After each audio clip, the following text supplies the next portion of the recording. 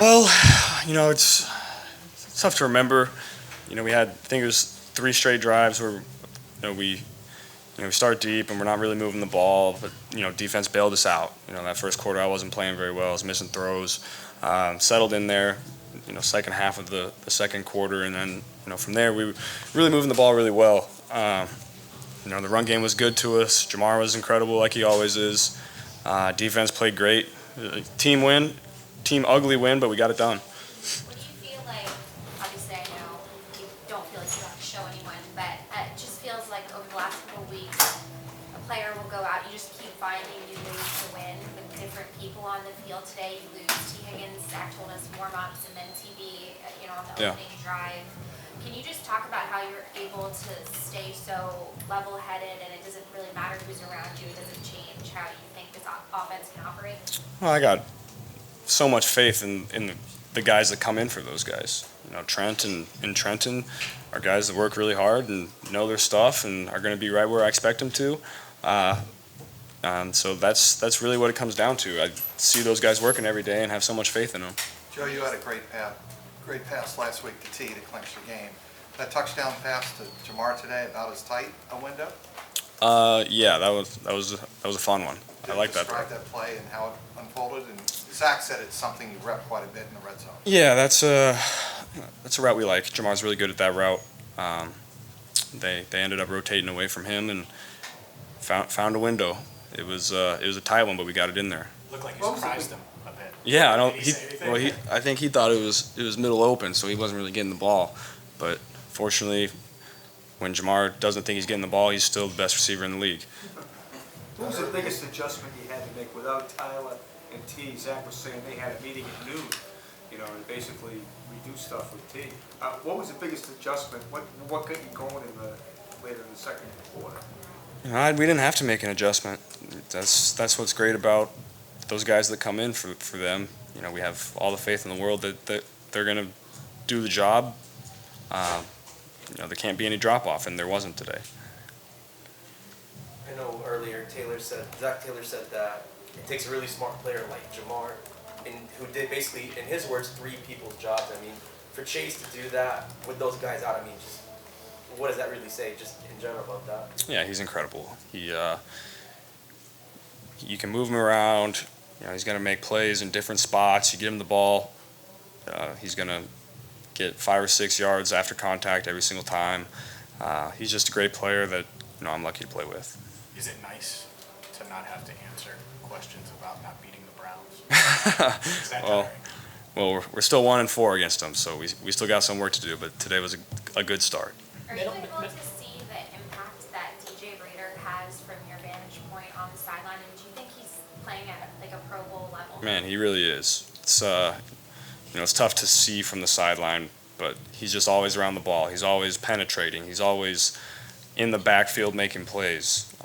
He's one of the best defensive tackles in the league. And for some reason, not really anybody knows about him. It's time people start knowing about him.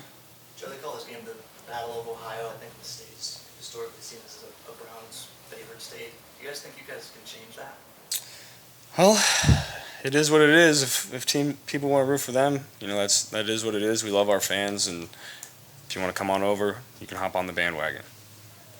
Is there anything mentally that a win against a team that's kind of had y'all's number the last couple of years does for y'all as y'all continue to push towards the playoffs? Not too much.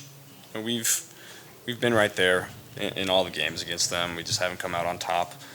Today we did. Defense played unbelievable, and that was really ended up being the deciding factor in the game, how well they played. And so that's kind of showing the kind of team we're becoming. We're able to win a lot of different ways. You've seen it over the last couple weeks. Just winning on the defensive end, on the offensive end, kicking game. We're just a complete team right now. I was just wondering if you could run through the play that earned with the play before Samaje's touchdown, the scramble. Looked like he had Newsom in no man's land. I was just wondering if you could run through that, and then you ended up throwing to Trent first down. Yeah, whenever we play those guys, they're so good on the defensive front. I always go in expecting to have to make some plays with my legs and get out of the pocket. And Trent did a great job of just finding some space. I talk about it all the time with him. He just makes opportunities for himself, and I got it in his hands, and he went and got the first down for us.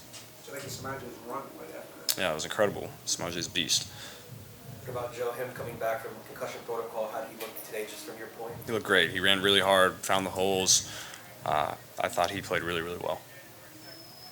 How Good. nice is it having a guy like that back, with Samaje by his side? Yeah, whenever it's great having two guys like that because they're not going to be able to run the ball every single play, and so when you take one out, there's no drop off to the next guy, and that's great depth to have in your running back room. What does it say about this team to respond to the adversity early on, especially against a team that you've dealt with plenty of adversity against and haven't been able to get over the hump? Respond the right way and get a win. Yeah, it was a big win. Like I said, defense stepped up early until offense found their footing, and then we started moving the ball. Another tip ball interception. Feels like it's the only way I throw interceptions these days.